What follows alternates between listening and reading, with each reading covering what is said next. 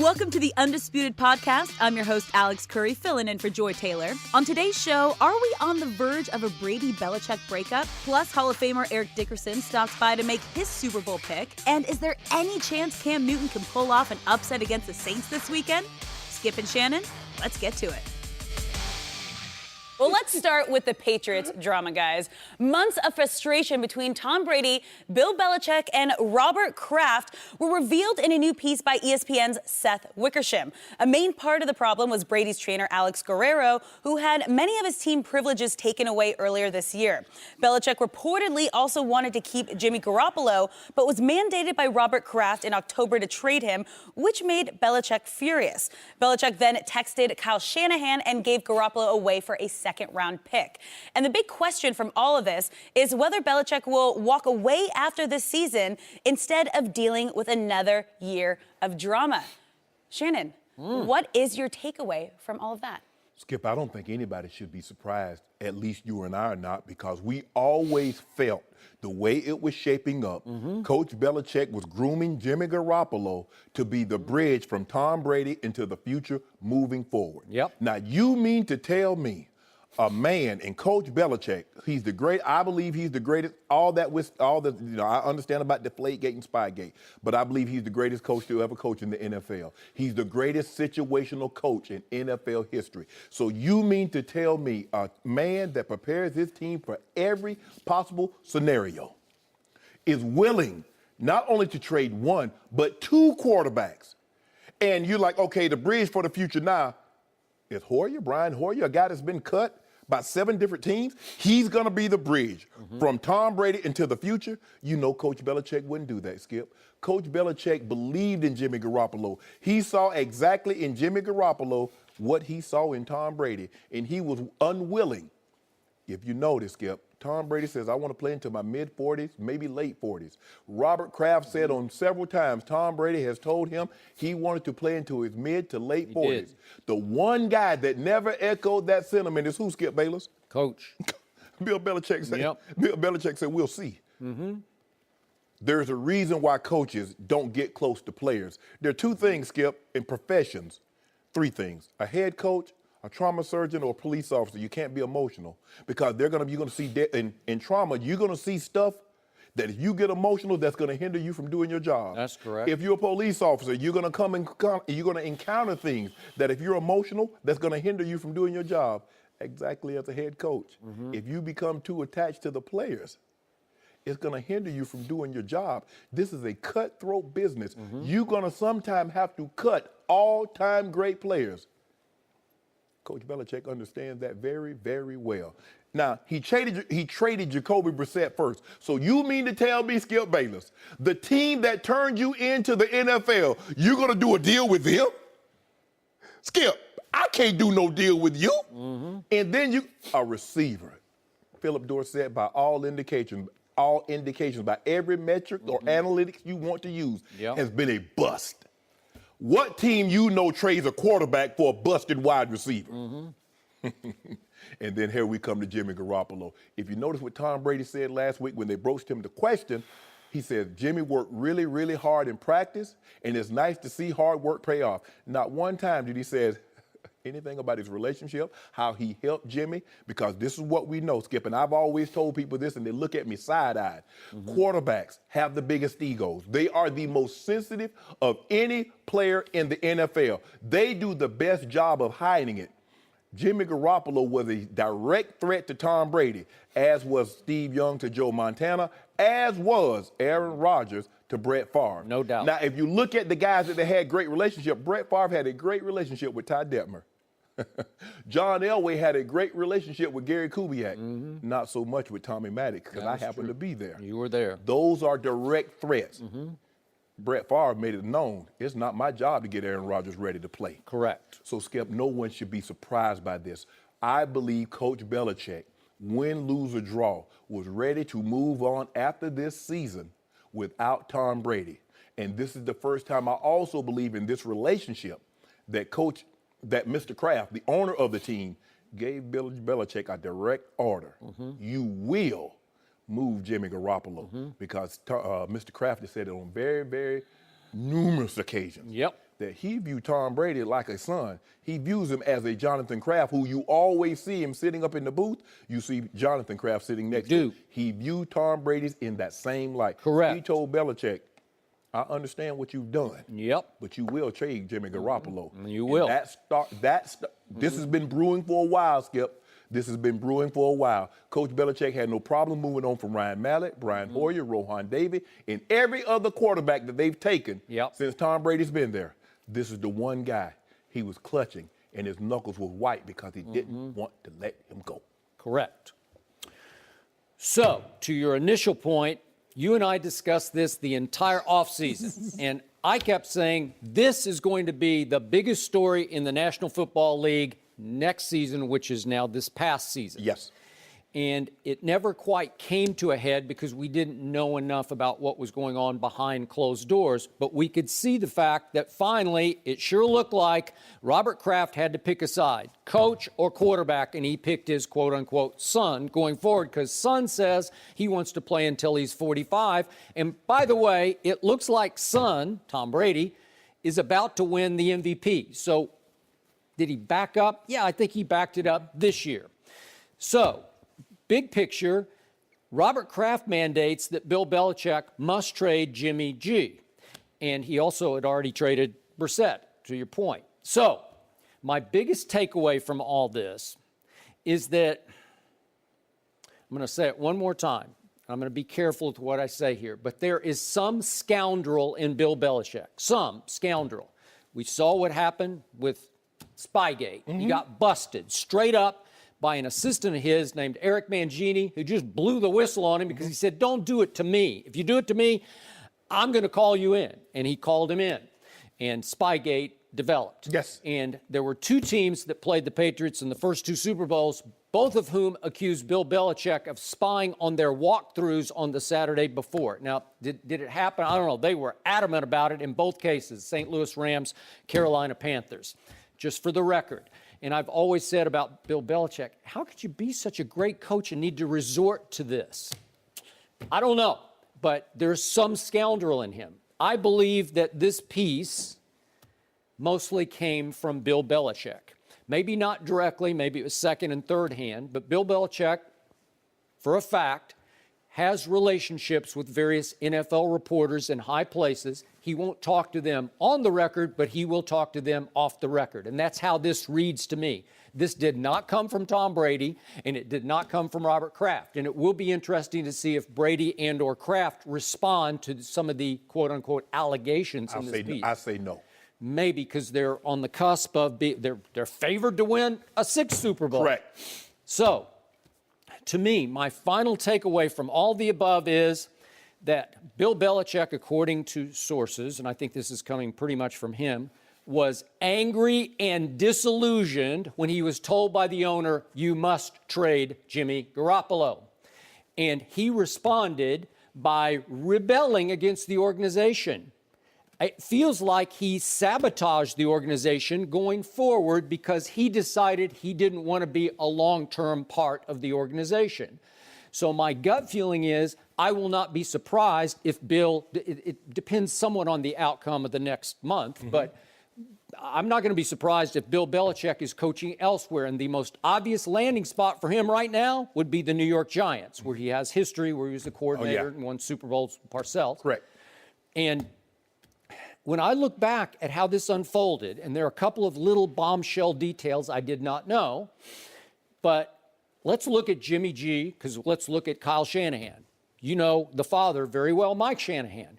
This points out something I did not know, that Belichick was always beholden to Mike because Mike stepped up and personally vouched for Bill Belichick during Spygate. I was going to talk to you about that, about the relationship between Coach Belichick and Mike Shanahan. Well, it must be pretty strong because it is very strong. Okay, so go ahead. Mike has spoke in glowing terms. Skip, in 2006, when the Colts beat the Patriots to go to the Super Bowl, the consolation prize to the team that loses the Super Bowl is that coaching staff coaches in the Pro Bowl. CBS had the Super Bowl. They also had the Pro Bowl, so I got an opportunity to work the sidelines. So during that week, I got an opportunity to talk to Coach Belichick. Now, get Coach Belichick away from the season. Yeah. Get him away from preparing for the Super Bowl, and he's a very engaging man. Yep. He's very, very smart.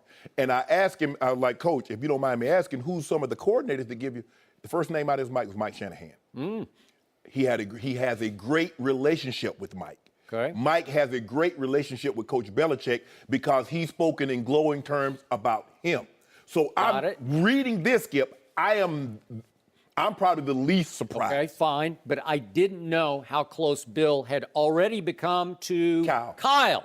Because this points out that Kyle met, quote unquote, for hours with Bill Belichick at last year's Combine in Indianapolis to go over what did I do wrong in the Super Bowl collapse. Yeah. Help me out here. Talk me through it. Well, I got to tell you, that's a little offensive to me. It's a little out of bounds because you never know when you might have to cross his path again, right, in some big game. And so why would you tutor him? Why would you mentor him? Why would you help him? Because he's become a head coach in this league. Yes. And you're going to probably have to deal with him. And yet he did help him. And then, according to this, and I think that was pretty much already out there, Belichick contacted Kyle and said, hey, have I got a deal for you? I'll give you Jimmy G for a second-round pick. No negotiating. No, here, I'll just do this. And, of course, Kyle calls John Lynch and says, I think he just said we can have Jimmy Garoppolo for a second-round pick. And they're like, yes. How fast can we say yes? Yes. Do we need to drive or can we fly? Can we fly? And it's a steal. And this points out it's a steal. And obviously, Garoppolo has played very well so far. We'll talk about this a little later. You can pick apart the opponent so far, and you've caught people at the end of the year. He's 6 touchdowns to 5 interceptions, but he's also 5-0. And he's played very well. Yes. He's got a future in this league. Correct. So is that a steal for a 2? Yeah, it is, because you could have open marketed him and just said, come on, come all. And you know and I know that Cleveland had a stockpile of 1s and 2s, and you could have gotten a 1 and a 2 or maybe more for Jimmy Garoppolo from Cleveland. And the report was, well, Belichick didn't want to doom him to quarterback hell in Cleveland. Well, if you're a businessman, if you care about your future, you just can't help it. You just have to take the best deal on the table. Normally, coaches take the best. This is what we know about Coach Belichick. He thought so little of Drew Bledsoe. Not only was he willing to move him, he was willing to move him within the division. Okay. Now, the Colts turned the Patriots in with Deflategate. They did. They traded Jacoby Brissett. Now, Cleveland Brown wronged Bill Belichick equally as the Colts had wronged the Patriots organization. Yeah, that seems like old news, but go ahead. The wronging of Bill Belichick goes way back. Yes. Yes. Because Mr. Bodell is long past his then. Right. So for him, it's like, well, I'll be willing to trade Jimmy to anybody in the AFC. No, you're not going to the AFC. You can go to the AFC because I know what this man represents. You mess around and get the right coach with him and you surround him, Coach Belichick believes he can win a Super Bowl with Jimmy Garoppolo. And Skip, this is what we know about players, coaches with egos. I want to prove not only to the guy that I've won the Super Bowls with, I want to prove to everybody else. Kobe needed Shaq to leave. In order for Kobe to be viewed in a different light, he had to win without him. He did, and he did. And he did. And Coach Belichick, you said 75-25. Coach Belichick, think about this, Skip. If he were to win one Super Bowl without Tom Brady, now it's 95-5 that is Bill Belichick.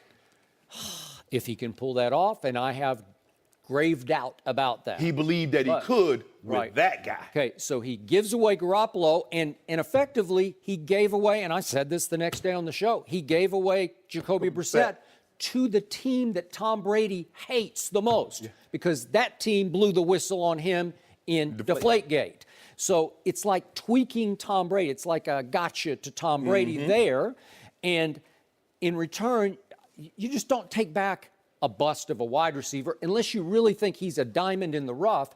And Chris Carter had made the point to me because he coached Philip Dorsett in high school in Fort Lauderdale that he's such a talented, such a great kid. He's the perfect match for Tom Brady. If you want a wide receiver, why not take Dante Moncrief? Well, they're not going to give you T.Y. Hilton, but why not take the second receiver? Okay, well, Cece thought that Dorsett could figure out how to become that an even better Edelman because he can fly, man. No. And again, he's not a deep threat. He doesn't adjust well to the deep pass. Right, he didn't but track Chris well. said he can catch the 5-yarder and turn it into a 75-yarder. So I thought, okay, here we go. Well, so far this year, he's caught 12 balls for a grand total of 194 yards and 0 touchdowns. So you can argue he's been a quote-unquote bust here as he was in Indianapolis. Correct. So that's a terrible deal because I'm not saying Jacoby Brissett is a long-term answer as a starter in this league, but he's been pretty good this Yes. year for a bad football team. Correct. He's got ability to, Yes. to be at least a very quality backup, Absolutely. right? Okay, so you gave away both of them, and then you've sort of declared war on Tom Brady, and I thought this seems like a petty thing, but I think it's a big thing to Tom Brady because he's still got a lot of kid in him, like a lot of wide-eyed kid.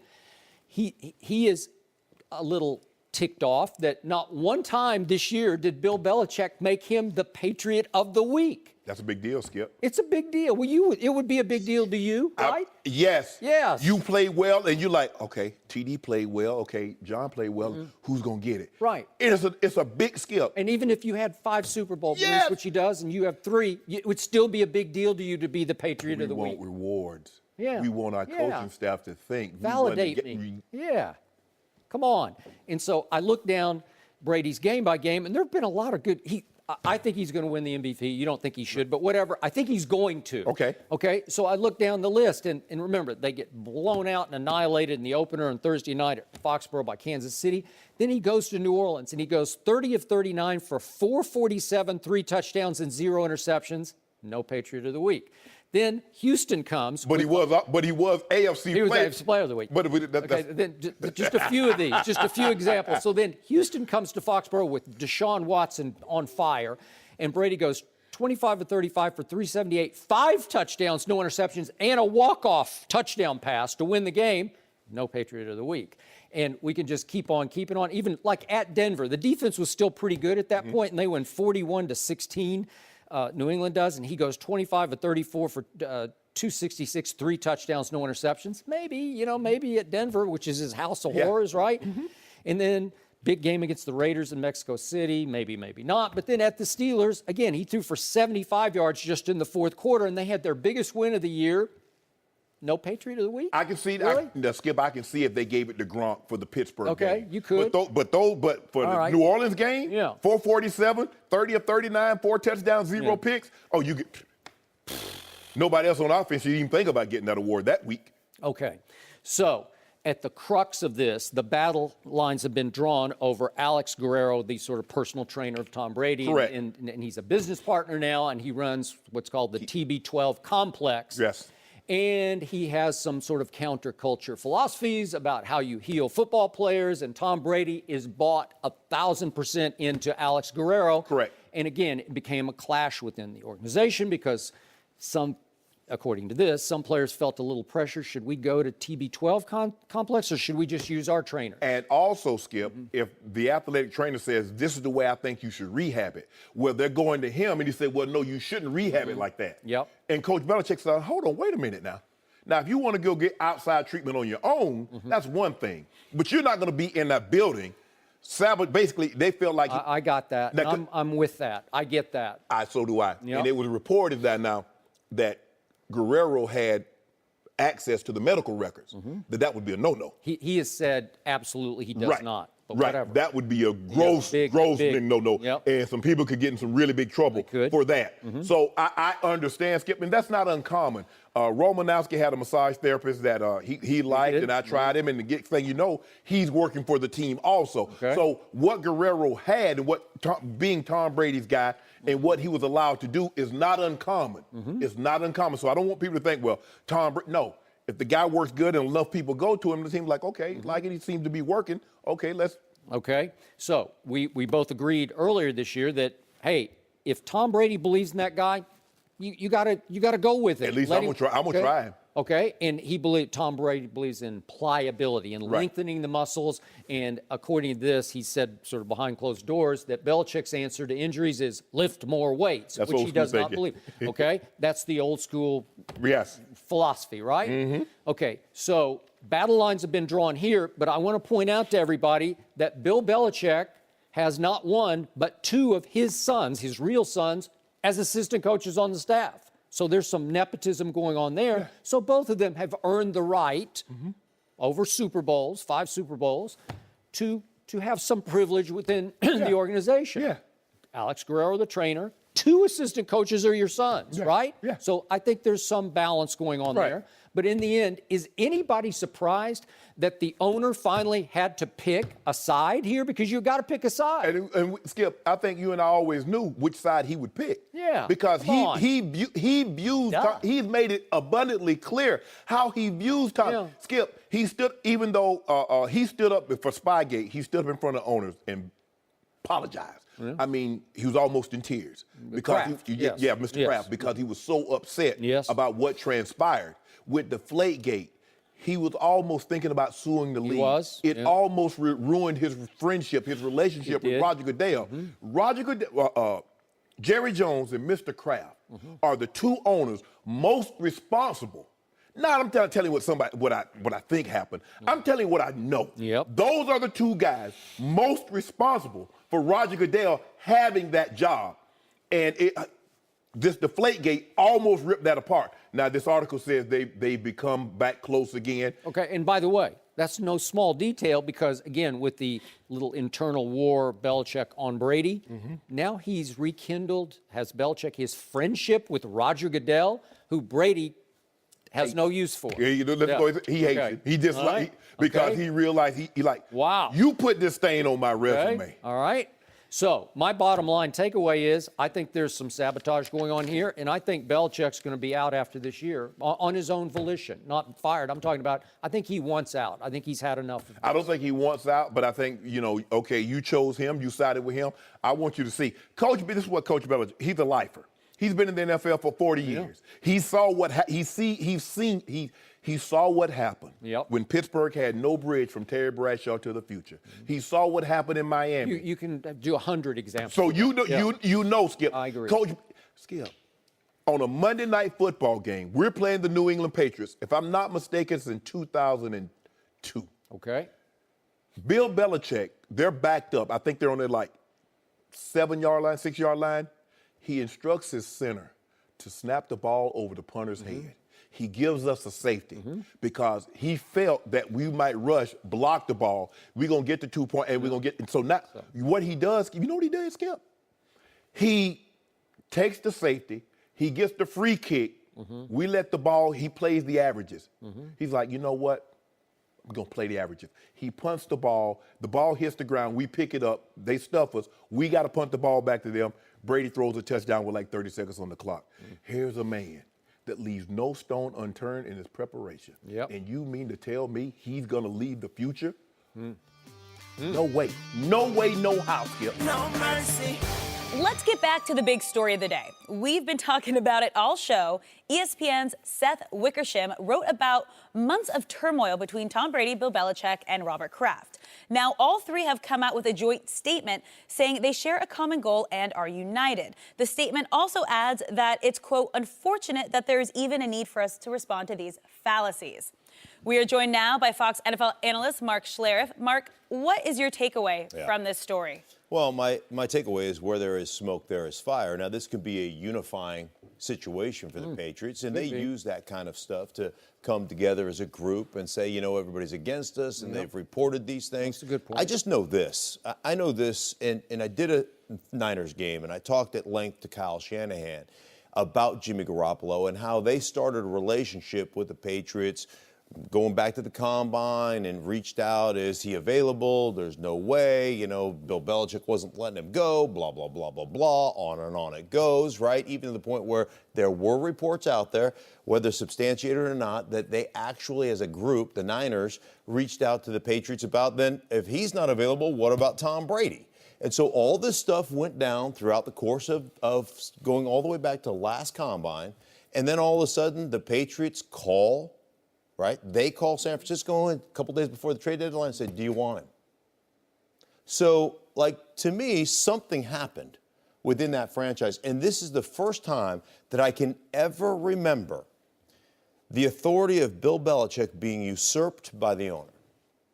If that in case is the fact. It's the first time that has ever happened. And we talk about it all the time with your Cowboys.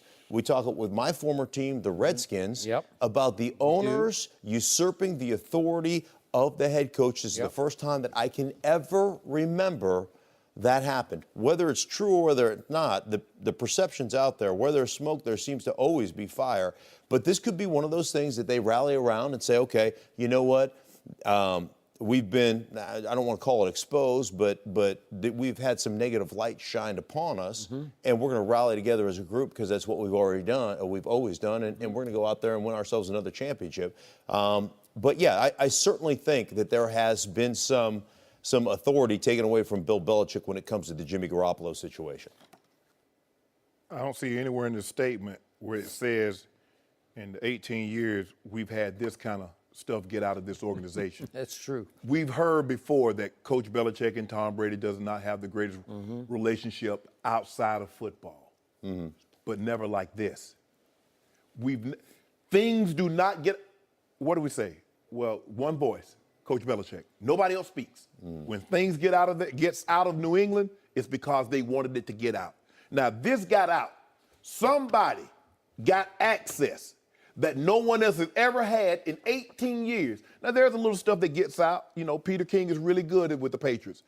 He has a great relationship with Coach Belichick. So he gets some information sometimes that nobody else gets. There are a couple, as you mentioned, Skip, there are a couple of reporters that have great relationships with Coach Belichick. He will talk off the record, but he will never talk on it.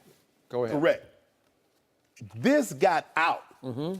This article was written for some reason. Somebody wanted it known what transpired, why Jimmy is out of there.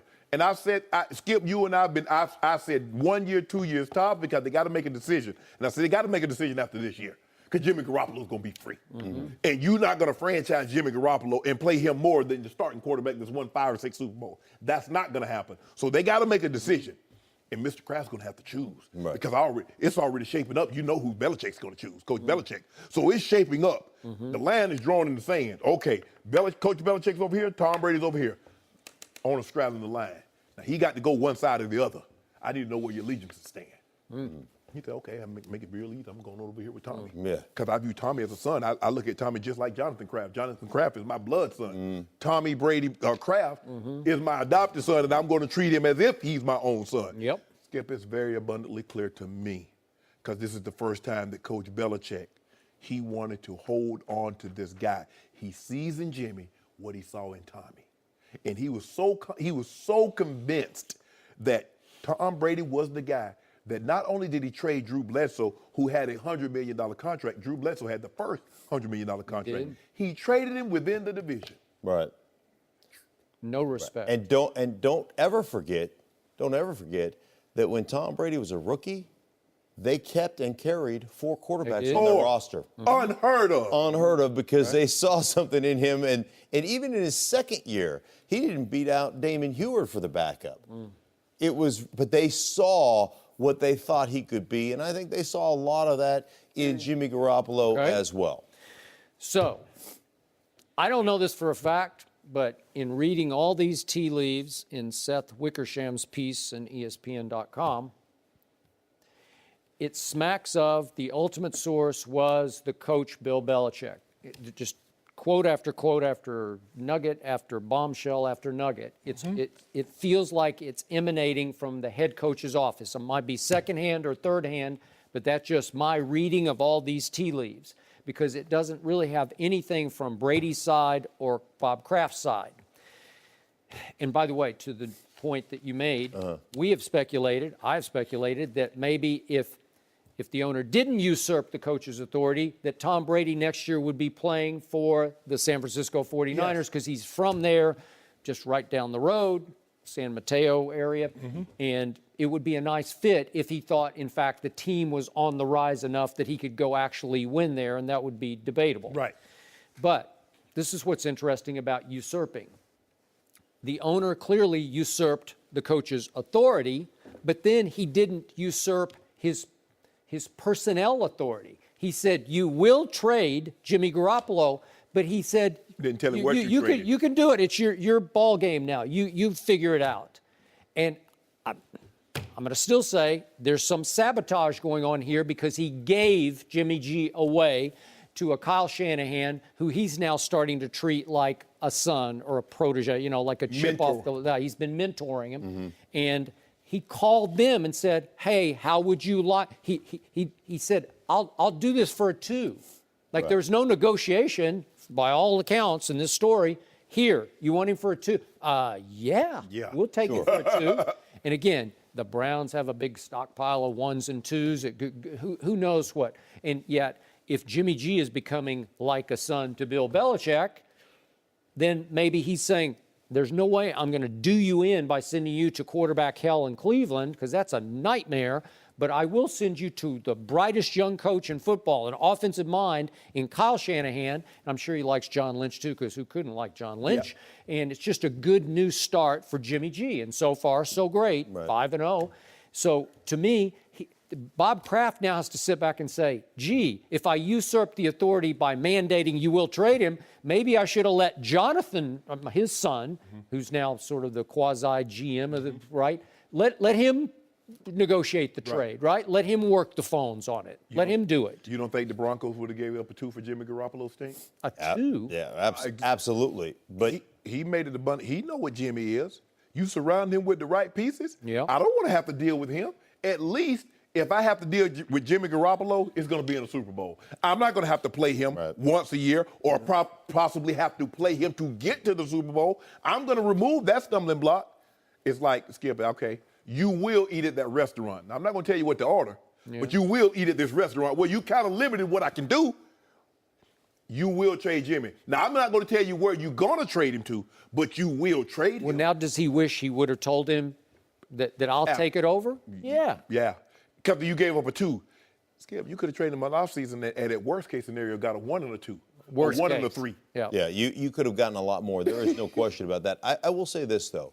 We make and it's news, and there's no question it's news because we've never seen this out of that organization Exactly. before. But let me just tell you this. You and I won back-to-back Super Bowls. There was a lot of speculation that number 7, John Elway and Mike Shanahan had a little bit of a friction, a little bit of a friction relationship.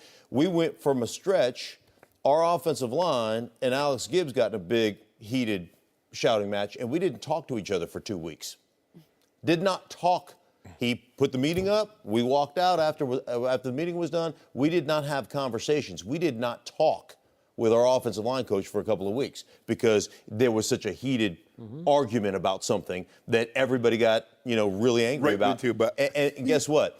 The next year, you know what we did? We put up 2,000 yards rushing. With our, I mean, it just is. It is the way it is. Yep. And sometimes those things happen in a family. You can work through these things. Yeah. I covered a Dallas Cowboy team that won its last Super Bowl after the '95 season.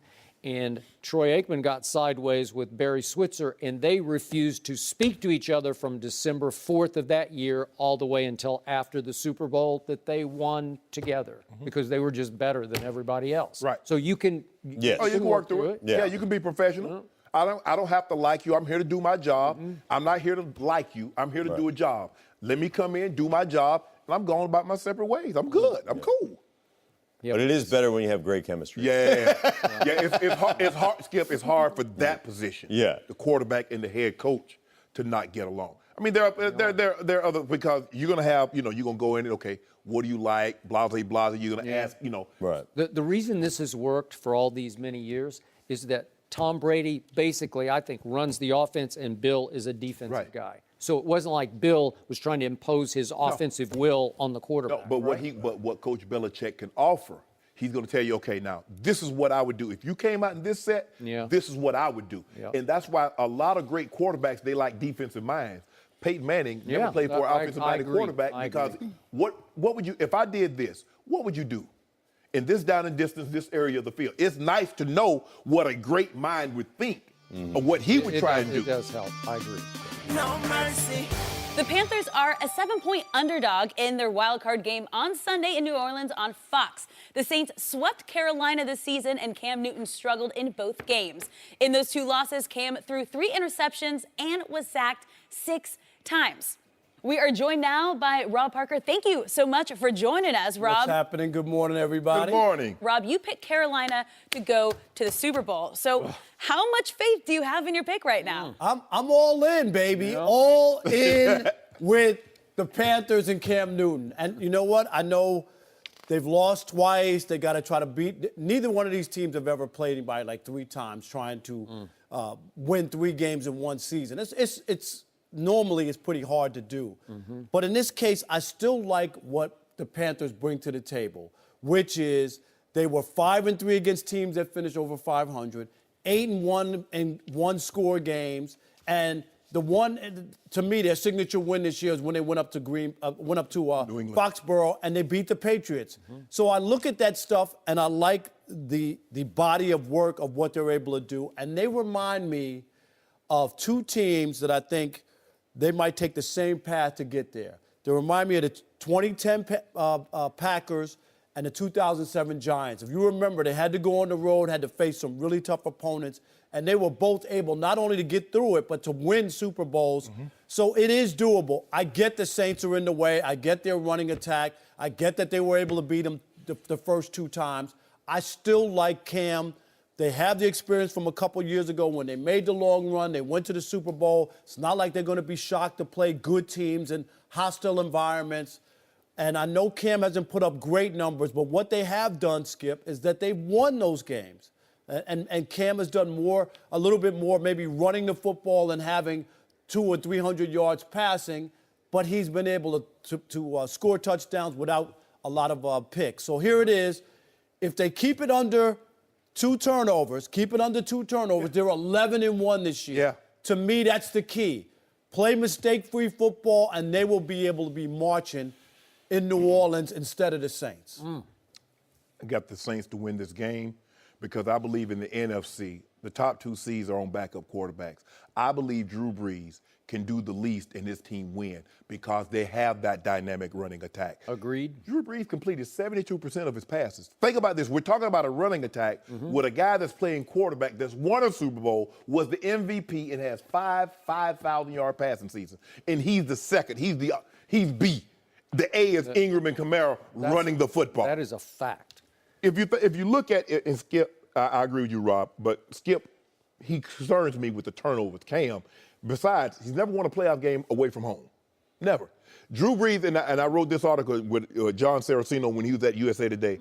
I said what Drew Brees accomplished the year that he won the Super Bowl is the greatest run a quarterback's ever been on because he beat Kurt Warner, a 2-time MVP, and in the Hall of Fame. He beat Brett Favre, a 3-time MVP in the Hall of Fame who had won a Super Bowl. He beat Peyton Manning, a 5-time MVP with 4 Super Bowl appearances. So 10 MVPs with 9 Super Bowl appearances. He had a bounty bowl defense to back him up. But go ahead. Hey, whatever works. Yeah. And for me, I just believe that Drew Brees, of all the quarterbacks that's in the NFC, I trust him the most. Yep. Because he's been there, he's done that. Yeah. We know Matt Ryan won the MVP last year. The year before that was Cam. But Drew Brees is the only one of these quarterbacks that's gotten to and won a Super Bowl. So I trust him the most. Cam, I just 0-2. I mean, Drew Brees doesn't lose in the playoffs at home, averaging 37 points a game in that dome. That dome will be rocking. It'll be rocking. They'll get 2 turnovers out of Cam, and I think the Saints will win going away. You ever hear upsets? You know what? That's the hope. He's the hope. Hater of all time. That's what he is. He got GOAT and LOAT and the folk. He's the hope. Rob Parker, you have done it again. You have managed to doom another team by picking that team. Yes. To use Shannon's word, Cam Newton is going to have to be transcendental to win this game. Yes. He's going to virtually have to do it by himself in maybe the hardest place to win a playoff. It's just hard there. It's crazy loud. And Drew Brees is much better there than he is away from there. Correct. And Cam just doesn't have much around him. It's really Cam or bust. We talked yesterday. He's got to keep running the He football. needs to do the most for them to win. They won 11 games. They won 11 games Okay. with Cam having to be Cam. Okay. That's nothing. That's nothing. But I'm going to remind you that since 2000, the team that swept the 2 games in the regular season is 11-5 in the playoff match. So do I think that it's hard to win 3 times? No. It's not that hard, and it was pretty convincing. It was 34-13 at Carolina, and then it was 31-21 at New Orleans. So what's going to change? Because Cam can't even rely on a defense that in his MVP year was it in the top 2 with Denver's? Yeah. But this one is number 7, isn't it? No, it's 11th in points allowed, and in turnovers forced, it's fallen all the way to 15th. And that year it led. It led. Correct. It was just like every time I looked around, they were intercepting Tony Romo again and running it back. Kuechly was running it back. Davis was running it back. Josh Norman. They were just on that emotional sort of magic carpet roll. Yes. And I don't see this team being on that roll. And he's throwing to Devin Funchess. It's just not good enough. And little Christian McCaffrey has a big heart, but he's not a difference maker. So I don't know. Cam's the leading rusher. And to your point, he's got to take some chances throwing it downfield, and if he throws it to the other team, they're going to lose. No, if he does, they will. But also, I think sometimes the pressure's off from what they've done. They're the underdog. You know what I mean? With that. Like you go in, you're 7-point underdogs. You're not supposed to win. I mean, you can't go in there playing scared or being afraid that you can't make it happen. Does it concern you that in 9 of his 16 games, Cam Newton is thrown for under 200 yards? That doesn't bother me because they were winning and he wasn't turning the ball over. I mean, Cam is an MVP. No, I get it. The numbers, though, but sometimes those inflated numbers are bloated anyway. That was always my argument with Stat Patford, in Detroit. Stat. You see what I'm saying, Skip? This is what we... But you know what I mean. On that one, I can't argue You with can't argue anymore. Have you given up on it? I got you on it. I like watching Matt Stafford play, but I can't. You say, where's his signature win? I don't know. He didn't have one after 9 years in the NFL. So my point is, that's Stat Patford. But the point is that sometimes those big numbers are hollow and they don't mean anything. So you don't always have to throw for 300 or 400 yards. It's about winning the game and doing what you need. No, I agree. And by the way, Cam's signature this year was at Foxborough, and Bill Belichick, we've been talking about him, he wasn't very good that day because his defense was pretty awful because it gave up 36 points. Brady put up 33, and it wasn't enough. That defense is still there. I want you to know. So when we talk about the AFC, hold on. Hold on. The Patriots defense. Hold on for a second. Hold on. What'd you say? How many points did they give up? 36? Oh, and Brady couldn't win a game? 33? Aaron Rodgers. Thank you. When the team's giving up 51, 45, 38. 33? Well, they almost won it. That's all I would need to know. Thank you. I like to lay it. I spring that trap. Yeah. Aaron Rodgers 5-6 in the postseason since he won his one and only Super Bowl. Case closed. He's 1-0. He's 1,000%. 1-0. Yeah. 1,000%. Only 1-0. Wow. Hey, it happens. That's pathetic. I think if they get by, though, I really do. If the Panthers can get, this is the toughest. Oh, the first game is always right? the toughest. Yeah. If you get past this, they can make a run. They're going to get there. With your face on it with the hope. The hope? Is that where I am now? Hater of all time. I'm not that. I don't hate anybody. I like you, Shannon. No. Anybody that Skip and I pick, no. The Patriots, the Saints, everybody. But don't you owe me a lunch from the other day? Oh, that's true. A wings lunch. You Straight get cash, homie. No. I'm doing this favor for you after the show. That's your payoff. That's a payoff. That's your payoff. But what, Skip's not asking for a payoff. He's going to just do it. No, he's not. Skip. I'm your friend. Thank you, Skip. Rob, thank you so much for joining us. No mercy. The NFL playoffs get underway tomorrow. The Patriots enter the playoffs as a big favorite to win it all ahead of the Vikings, Steelers, and Saints. According to Westgate, the Eagles' odds have dropped all the way to 15-1 following the injury of Carson Wentz and a bad finish to the season by Nick Foles. We are joined by FS1 NFL analyst Eric Dickerson. Eric, give me your picks to win the NFC, the AFC, and the Super Bowl. Who you think I'm gonna say can win the NFC? Team nearby where we are, Los Angeles. Skip, just for you, no, I'm not going to pick the Rams. I know you Well, thought you I should would. do it just for you. I can't. You know what? I don't want to be a homer. I can't be that guy. You don't want to jinx them. I don't want to jinx my team. I'm gonna go with Carolina. You're going. Yeah, I'm gonna go with Carolina. I said Carolina. Whoa. I said Carolina was playing well 5 weeks ago. I said they're playing really good football. You did say that. I like the way they're playing. I know one thing that Cam has the tendency to turn the football over, but I think in this game here, It's hard to beat a team twice, and it's really hard to beat a team 3 times. Cam is a big factor in this football game. The real, as you call Sean Lee, Lou Kuechly, that defensive leader out there. I think is a leader of that, for sure is a leader of that defense. And I just like Carolina in this football game. I think that they're the team to beat in the NFC. For as the AFC goes, I can't go with your team. I know you love the Patriots. I got to go with the Steelers. I mean, I'm a Steeler guy. I think the big thing in this football game is the injury to Ryan Shazier. You know, you'll be surprised how hard players play when one of their teammates go down and they want to make a statement. I know that the Patriots beat them in Pittsburgh. I still think that was a catch for a touchdown, but that's neither here nor there. I think that if they have Antonio Brown back, that is the X factor in that football game. But right now, I'm going to go with the Pittsburgh Steelers in the AFC to win it. And I think to win it all, I'm going to go with the Steelers. For me, I'm leaning towards the Saints and the Pats Super Bowl because I think I trust Drew Brees in the NFC the most. The 2 top seeds are playing with backup quarterbacks. And I think because Drew Brees has been there, and I believe he can do the least and still win because their run game is so dominant. Their defense is better than advertised. I mean, they're not the 2000 Ravens or they're not the Broncos of 2015, but they get timely turnovers. They can get to the quarterback. They're 10th in points allowed. Right. Not bad. Not bad. And the Patriots.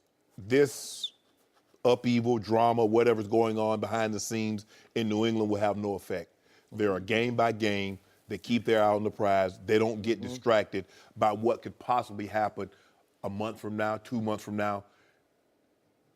And if you watch them, they're going to practice in the bye week with that bomb cyclone hovering above their stadium.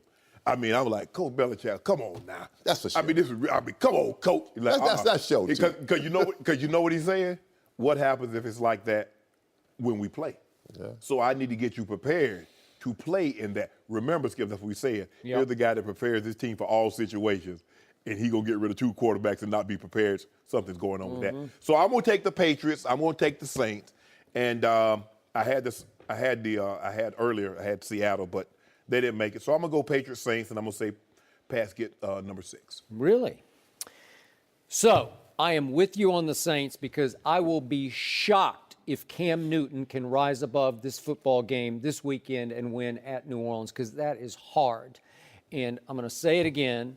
The best stat is that since 2000, the team that swept the regular season is 11-5 in the postseason matchup. So the Saints have won pretty easily twice, and I think they're going to win pretty easily again as a 7-point favorite. And I hate that you're putting even more pressure on Cam Newton because he doesn't deserve it. He's played the best he can play with what he has to work with, which is not much. It's Devin Funchess or bust at the wideout. It's Cam running the football. He's the leading rusher for the football team. And I still say little McCaffrey's got a big heart and he's got some talent, but he's not a difference maker that I think they thought he would be to take some pressure off Cam. And the defense has not been that 2015 top 2 defense that led the NFL in takeaways. It's 11th in points allowed, and it's 15th in takeaways, so it can't save Cam when he needs to be saved. So I don't see it. It'd be fun to watch, and he's going to have to be MVP good, man, because he's going to have to rise above all that. You know, sometimes it's not even about the numbers. It's about when you get hot at the right time, and you have a healthy football team. It was like the Giants in 2007. Okay. Yeah, you know, everybody said, you know, that the Patriots are a shoe-in. When I took the Giants in that game, in the Super Bowl, I said the Giants are getting healthy at the right time. They're playing very good football, you know, when they have to play for good football. But they had hung in the final regular season game with the record-setting Patriots, right? We went to the last drop. I bet, Cam, you can think about this, Skip. The Carolina Panthers let Ted Ginn go. He goes to New Orleans. They would love to have Ted Ginn Jr. right now in Carolina because he's played well. He's played very well. Michael Thomas, that's what made it so easy to get rid of Brandon Cook, Skip. I know. Michael, the emergence, I mean, he has the most catches. He has almost 200 catches in 2 years. So that's why it was so easy for Sean Payton to move on. So Drew Brees has his lowest touchdown pass total of his career. And we are picking the Saints because of that. Well, and one thing, they run the football. That's what I'm saying. I guess they can run the football. Yeah. Kamara and Ingram, they can run the football. Yards per attempt, they lead the NFL. And guess what? You got to kick the ball to Kamara. You just saw him take one back, the longest kick return touchdown in the NFL this year. Yep. So they come up with so many different ways to get him the football. They hand it to him. They throw it to him. You got to kick it to him. I'm still going with Carolina. Okay. I like Carolina. So I'm still barely hanging on with the team I picked before the season, the Patriots, to win it all, as did you. You don't like this article, Speaking do you? of bomb cyclones, this is the bomb cyclone, right? But it did calm me a little bit that they have just released a statement, and this is a joint statement from Robert Kraft, Bill Belichick, and Tom Brady in that order. And if we could put it up on the screen, I'm just going to go ahead and read it for everybody's edification right now. For the past 18 years, the three of us have enjoyed a very good and productive working relationship. In recent days, there have been multiple media reports that have speculated theories that are unsubstantiated, highly exaggerated, or flat out inaccurate. The three of us share a common goal. We look forward to the enormous challenge of competing in the postseason and the opportunity to work together in the future, just as we have for the past 18 years. It is unfortunate that there is even a need for us to respond to these fallacies. As our actions have shown, we stand united. Well, bully for them. They should have done this. This is how you sort of clear the air and get ready for your playoff run. I'm not going to dispute a lot of this, and I still say it came from the Belichick camp, or he was somewhat even secondhand the source of all this information. I believe he still sabotaged the team. I believe he's declared war on his quarterback in little big ways. And yet, are they capable of pulling together and going to win a Super Bowl? Yes, they are, because they have been there and done that a whole lot. One thing about when you play football, even if you're having problems, marital problems, whatever, in court, you know, when you go to that football field, you leave it all behind you. So, you know, I do agree with you at that part. You know, I think that when they go out to play, they're going to play football. That's what it's all about. You know, will they put this behind them? You know, will they be the same team they were in the last 10 years? Probably not. I don't think so. I think that I always say that, you know, the owner has the ultimate say. That's Robert Kraft. You can tell that's very well written, you know, probably by an attorney or someone. Probably. You know, so, you know, that's probably not how they really feel. We'll never know how they really feel unless you really close. We're going to find out how they really feel very shortly here. Yep. The article indicates that there's after the season? there's some sadness hanging over the organization as they get ready for their playoff launch here, that it could be the last hurrah together, and I think it will be. Think about it, Skip. This is probably the first time that Mr. Kraft told Coach Belichick that he had to do something. And this was enough to send him over. It's like you tell somebody, Skip, you signed 5,000 autographs. You tell one person no, and now you're a butthole. You're a bad guy. You're a bad guy. One time. That is a fact. That Mr. Kraft said, you got to do this. After all the time, okay, Bill, that's what you want? Go ahead. Okay, Bill, that's what you want? Okay. You want his guy? Okay. You want to trade for this? Okay, so be it. The one time, and this was enough. But I'm going to tell you, like anything, you're going to take care of your boy. And I'll say this again. That is Tom Brady and Robert Kraft, that is his boy. I mean, he loves him. You can just tell they are Tom Brady's won him a bunch of Super Bowls, man. He won Coach Belichick a bunch of Super Bowl too. But Coach Belichick said, I want to win a couple of more. But you ain't going to be here. You're closer to the end than the beginning. Jimmy Garoppolo's in the beginning. So Shannon Sharpe, yes. I'm going to remind you one more time. Okay. The New England Patriots effectively had only 2 Pro Bowlers because they got the fullback and the special teams player, right? Yeah. Devlin and Matthew Slater. Right. But they had Gronk and they had number 12. Correct. And that's it. Yeah. And they are now prohibitive favorites to go win yet another Super Bowl. And it's mostly because number 12 is going to be the MVP. If they just had one Pro Bowler, as long as they got Brady. Okay. Because you look at, you like Mariota, you like Alex Smith, you like Blake Bortles. Basically, Vegas is looking at, you got one stumbling block in your way, that's the Steelers, who you've owned. You have, but to Eric's point, I do not condemn you for picking Pittsburgh, because at some point you're going to be right. At some point. You're going to be right. They're just going to do it. They're going to break through. Thank you. What's Tom Brady? Tom Brady lifetime is 11-2 against that franchise. Well, at some point, he might be 11-3. It happens. What do you say? It's football. It's football. Yeah. You know how it works. Yeah, I feel better though after I've beaten a team a couple of times. You get overly confident. What happens? You get overly confident. Right? No mercy. After finishing 7-9 this season and missing the playoffs for the first time since the 2008 season, the Packers cleaned house this week. General manager Ted Thompson was demoted, and the Packers will also have new offensive and defensive coordinators, as well as several position coaches. This came after Aaron Rodgers was injured and missed 9 games, and the Packers won just 3 of those games. Shannon, what do these moves say about Aaron Rodgers? There's no replacement for him. Skip, these franchise quarterbacks, and I mean that in the true sense of the word. Teams are so dependent on these guys. This is not a Sam Bradford and Case Keenum filling in for Sam Bradford. We're talking about guys like a Cam Newton, like a Aaron Rodgers, like a Matt Ryan, Tom Brady. Skip, it's hard to replace those type of guys. Now, we will look at the Patriots. I'm not Patriots, the Packers. Skip, I felt they held on to Dom Capers a couple of years too long. Because if you look at in 2011, the year they won the Super Bowl, his first 2 years at the helm, they were top 5 in defense. After that, they never finished higher than 11. Aaron Rodgers putting up historic numbers, but the defense was not holding up its end of the deal. Ted Thompson was a guy that he felt he wanted to draft his guys, build his guys, the Packers, Packers culture. I don't understand why the Packers wouldn't dive into free agency more than what they did. Skip, they had great success in free agency. Reggie White kicked this thing off in '93. I think he was a success. Charles Woodson, I would say he was a success. Yep. Julius Peppers, I would say he was a success. So I don't understand why they wouldn't. And also, you look at it, Skip, T.J. Lang, they let him go.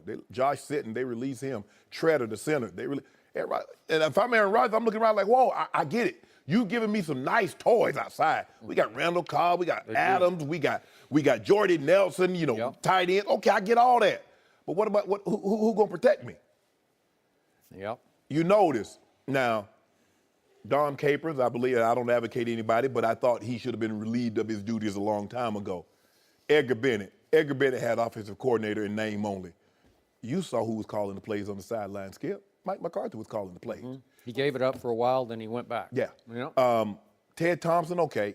Maybe the guys that they were drafting, they weren't coming along as well as they'd hoped. They did let Micah Hyde walk out the building, and he's in the Pro Bowl for Buffalo. A player. Skip. So everybody's at fault except Mike McCarthy, who got an extension. I'm missing something here. So you trying to tell me Ted Thompson let this Packers organization down. Edgar Bennett let this organization down. Dom Capers let this organization down. Mike McCarthy didn't. I'm missing something here, Skip. This injury had everything to do with their season. You know this, Skip. With the way they defense play, Aaron Rodgers it might be the best deodorant in the NFL because whatever stench that defense can put out, he can cover it up. He can mask it.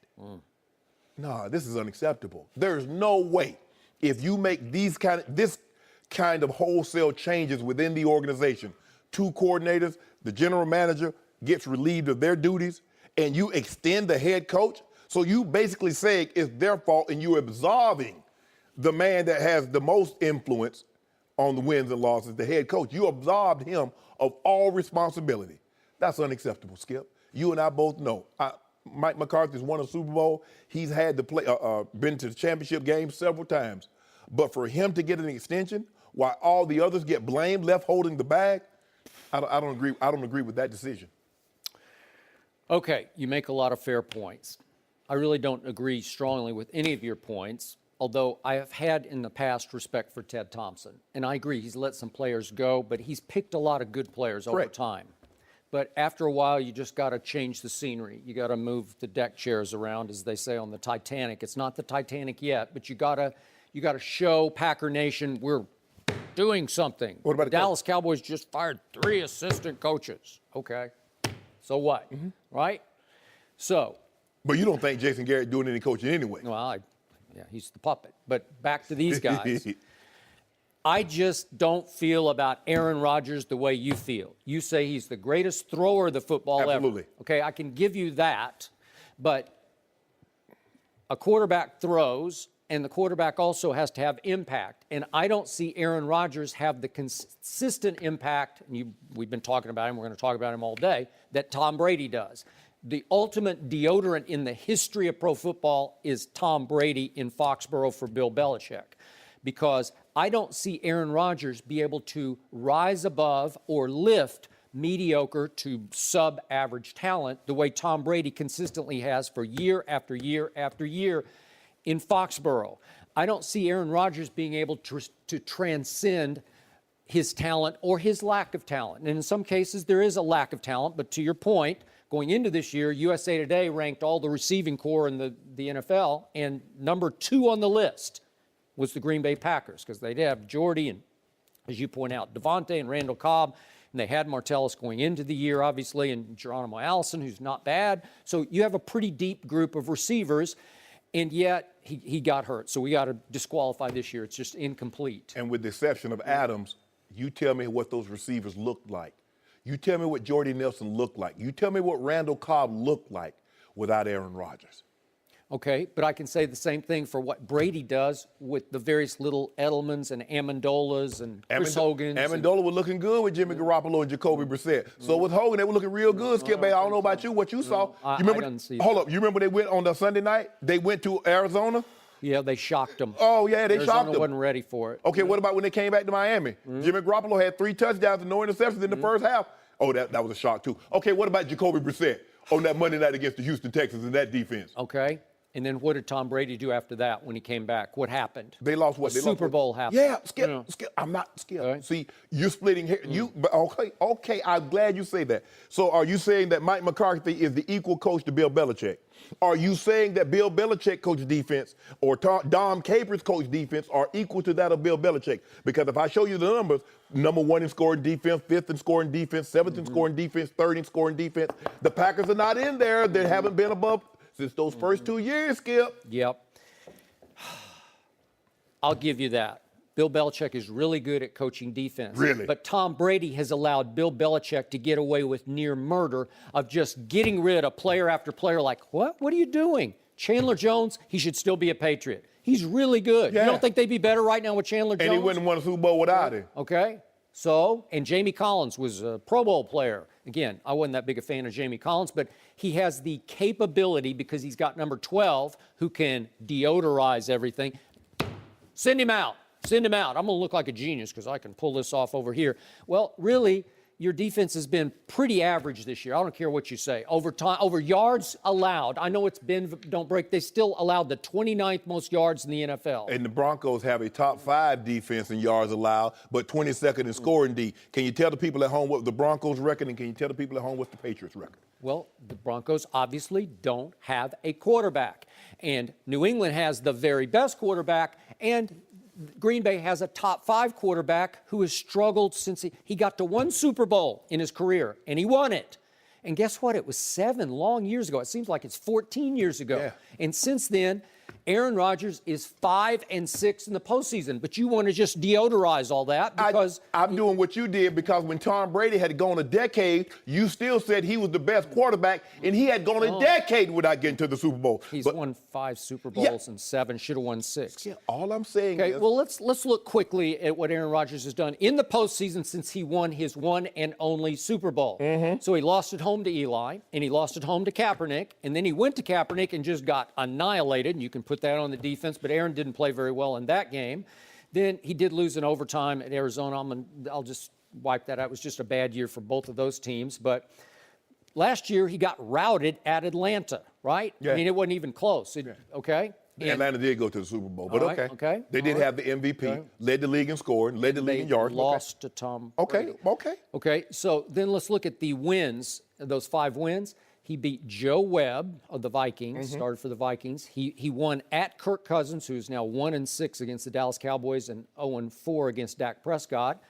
The Dez robbery gave him one that he didn't deserve He at did. home. It was a robbery. No it was a catch. catch. You know it was a No catch, but okay. catch. And then last year at Jerry World, it took Mason Crossbar making 2 cross-country field goals of 56 and 51 yards with hand of God helping the ball through the upright in both cases to save Aaron Rodgers from defeat there after a 21-3 lead. Is that his fault? I don't know. If you don't mind me asking, Skip, can you tell the people at home how many points that Packer defense gave up? That it took the 2 hands of God for a Mason Crossbar field goal to go in? How But many as points you did it always give up? ask me, Did Aaron have the ball back in the second half? Could he have just ended it? Could he driven did. nails in the He coffin? did. He did not. He did. The field goal kicker drove the nails in the coffin. But you didn't say that about Tom Brady leading those 56 and 51? Are you kidding me? In the first Super Bowl and the second Super Bowl, how did the Patriots win? Adam Vinatieri. But who led the drive to set him up? Tom Brady. Okay, so Aaron Rodgers led the drive to set up crossbar. I guess you set up a 56-yard field goal. Skip, don't I don't do- know. That's like more than half the football field. Let me ask you a question. Which is more pressure? A 56-yard field goal in the divisional game or a 48-yard field goal to win it all? Which has more pressure? Well, obviously the Super Bowl does. Okay. But, of course, of the 5 wins, I left out the best one, and that featured Odell Beckham Jr. leading a yacht club of receivers down to South Beach to bask in the sun on a yacht to get ready for that playoff game at Lambeau Field last year. So it's kind of disqualified. That's not Aaron Rodgers' fault. Okay, but I mean, it's a gimme for Aaron Rodgers because Odell on the first big third down of the game drops the ball. And they just went in the tank after that. So it's like a home gimme. So I just don't think he's been very impressive, but you continue to deodorize him in ways that are unfathomable to me. He's Mitchell. That's the deodorant I've been using since 1986. It's the best. It lasts for 2 days. Now, I take 4 showers a day. I wouldn't test it, You should use it on your feet. 4 showers a day? Huh? I need 4 showers a day. But anyway, Skip Bayless. Oh, my goodness. But you keep glossing over the fact that the Packers defense has given up double the amount of 30-point games that Tom Brady has faced in his 34 career playoffs. But you gloss over that. You gloss over that. No, I don't gloss over. All All I know is that in this stretch in which Aaron Rodgers has gone 5-6 in the postseason, Tom Brady has risen above his lack of talent to go 11-4. And every year, every one of those 7 years, he's been in the AFC Championship game, and he's been to 3 Super Bowls and won 2. If you don't mind me asking. Pretty great. Do you remember when he lost in Seattle? Did Aaron Rodgers get the ball in overtime? What happened? Which game? In Seattle. The NFC Championship game. You know what? That was Aaron Rodgers' worst game of the playoffs. And I with let that you pull off cap. the hook, and now you brought it back up. I wasn't going to do it, but he was widely, roundly criticized within the state of Wisconsin for having, by his standards, a lousy He did game. have a torn calf, but okay. Lousy I'll give you that. game. Okay, what about Arizona? You remember the Arizona? I brought it up, yeah. No, I'm talking about the walk-off, the overtime. Yeah. He lost that one. Oh, what about the Arizona game in which the defense gave up 51 points? Did you bring up that game? I don't see it over there. Okay. No mercy. Thanks for listening to the Undisputed podcast. I'm Alex Curry in for Joy Taylor. Undisputed will be back at the same time on Monday morning, 9:30 Eastern. Have a great weekend, everyone. Fox Sports 1 of 1.